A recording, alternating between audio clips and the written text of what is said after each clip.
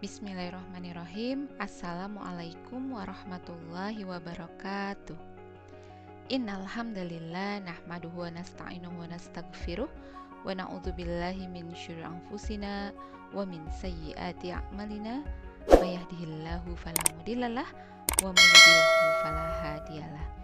Asyhadu an la ilaha illallah wa asyhadu anna Muhammadan abduhu wa rasuluh la nabiyya ba'da. Rabbi shrahli sadri wa yassirli amri wahlul 'uqdatam min lisani yafqahu qawli. Rabbi zidna ilman warzuqna fahman. Amin ya rabbal alamin. Ibu-ibu dan akhwati fillah yang solihah, cantik dan pintar, alhamdulillah kita bisa berjumpa kembali. Semoga ibu-ibu dan akhwati fillah senantiasa sehat dan juga senantiasa dalam lindungan Allah Subhanahu wa taala. Amin ya rabbal alamin. Salawat serta salam semoga senantiasa tercurah kepada Nabi Muhammad SAW beserta keluarga, sahabat, tabi'ut tabi'in dan juga umatnya yang senantiasa memegang teguh Islam hingga akhir zaman. Semoga kita menjadi bagian di dalamnya. Amin ya rabbal alamin. Ibu-ibu dan akhwati fillah, seperti biasa setiap Rabu malam kita ada acara ngobrol berkah. Untuk ngobrol berkah kita pada malam hari ini, kita akan membahas tema seputar muamalah. Untuk kali ini, judulnya adalah wakaf termasuk amalan istimewa. Ibu dan akhwati fillah mungkin sering mendengar kata wakaf ya. Baik, kita lihat dulu apa itu pengertian wakaf. Dikutip dari buku Fikih Wakaf karya Nurwan Darmawan, pengertian wakaf menurut bahasa dan istilah adalah al-habs atau menahan, dan juga at-tasbil atau menyalurkan. Kemudian menurut istilah, wakaf adalah menahan suatu barang dan menyalurkan manfaatnya dalam rangka mendekatkan diri kepada Allah. Contoh wakaf adalah mewakafkan tanahnya untuk pembangunan masjid atau mewakafkan rumahnya untuk kepentingan para penuntut ilmu atau semisalnya. Kemudian bagaimana hukum wakaf? Wakaf hukumnya adalah sunnah, termasuk amalan sunnah yang dianjurkan. Hal itu berdasarkan firman Allah Subhanahu wa taala dalam Al-Quran surat Yasin ayat 12 yang berbunyi, A'udzubillahi minasyaitonirrajim. Inna nahnu nuhyil mauta wa naktubu ma qaddamu wa asarahum wa kulla syai'in ahsaynahu fi imamin mubin. Shadaqallahul azim.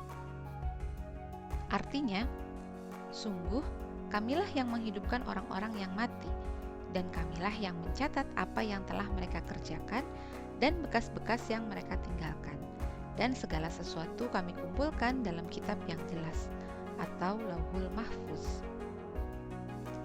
Dari ayat di atas, Syekh Profesor Dr. Khalid bin Ali Al-Musayqih berkata, di antara bekas yang ditinggalkan oleh orang yang telah wafat adalah wakaf.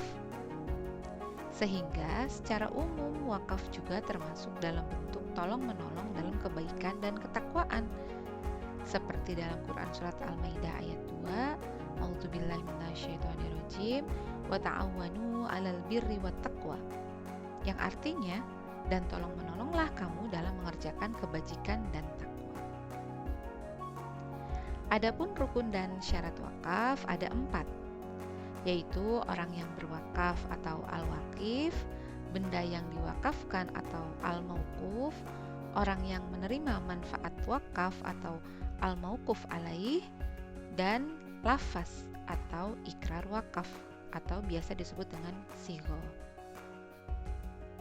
Syarat-syarat orang yang berwakaf atau al-wakif adalah sebagai berikut. Yang pertama, orang yang berwakaf ini mestilah memiliki secara penuh harta itu. Artinya dia merdeka untuk mewakafkan harta itu kepada siapa yang dia kehendaki. Yang kedua, haruslah orang yang berakal. Tidak sah wakaf orang bodoh, orang gila, atau orang yang sedang mabuk. Kemudian yang ketiga, sudah baligh. Yang keempat, Orang tersebut harus orang yang mampu bertindak secara hukum atau disebut juga dengan rasyid. Implikasinya orang bodoh, orang yang sedang muflis dan orang lemah ingatan tidak sah mewakafkan hartanya. Untuk syarat-syarat harta yang diwakafkan atau al-mauquf, harta yang diwakafkan itu tidak sah dipindah milik kecuali apabila ia memenuhi beberapa persyaratan yang ditentukan sebagai berikut.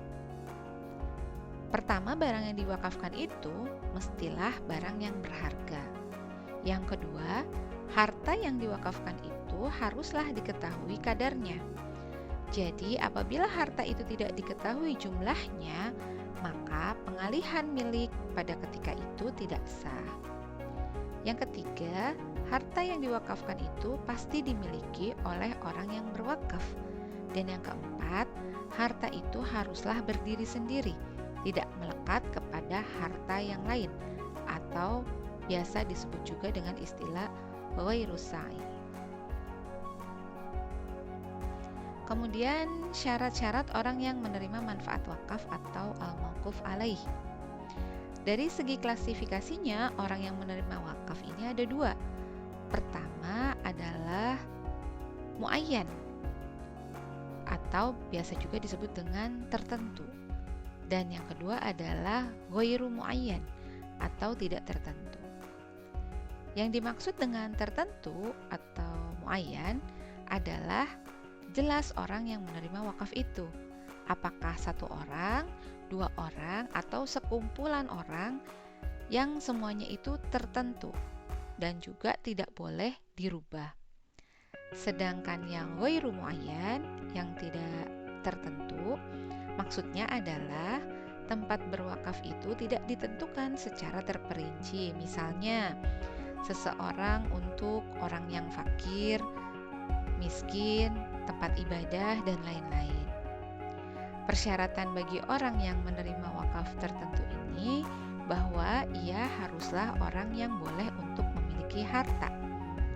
Maka orang muslim, merdeka, dan kafir zimmi yang memenuhi syarat ini boleh memiliki harta wakaf. Adapun orang bodoh, hamba sahaya, dan orang gila tidak sah menerima wakaf. Syarat-syarat yang berkaitan dengan ghairu muayyan, pertama ia adalah bahwa dia yang akan menerima wakaf itu harus bisa menjadikan wakaf itu untuk kebaikan yang dengannya dapat mendekatkan diri kepada Allah Subhanahu wa taala. Dan wakaf ini hanya ditujukan untuk kepentingan Islam saja. Untuk syarat-syarat sigot berkaitan dengan isi ucapan perlu ada beberapa syarat.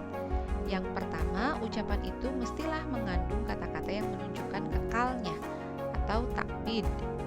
Tidak sah wakaf kalau ucapan dengan batas waktu tertentu. Kedua, ucapan itu dapat direalisasikan segera tanpa disangkutkan atau digantungkan kepada syarat tertentu. Kemudian yang ketiga, ucapan itu bersifat pasti. Keempat, ucapan itu tidak diikuti oleh syarat yang membatalkan. Apabila semua persyaratan di atas dapat terpenuhi, maka penguasaan atas tanah wakaf bagi penerima wakaf adalah sah. Pewakaf tidak dapat lagi menarik balik pemilikan harta itu setelah berpindah kepada Allah, dan penguasaan harta tersebut adalah orang yang menerima wakaf secara umum. Ia dianggap pemiliknya, tapi bersifat ghairu tammah. Bila semua telah dipenuhi, maka wakaf telah sah. Wakaf merupakan salah satu amalan ibadah yang termasuk istimewa. Mengapa istimewa? Karena pahala wakaf akan terus mengalir walaupun kita telah meninggal dunia.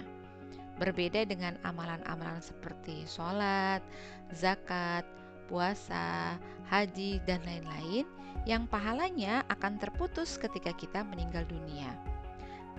Ini berdasarkan hadis Rasulullah SAW yang berbunyi, jika seorang manusia meninggal dunia, maka terputuslah amal perbuatannya kecuali 3 hal: sedekah jariah, ilmu yang bermanfaat, dan anak soleh yang selalu mendoakannya.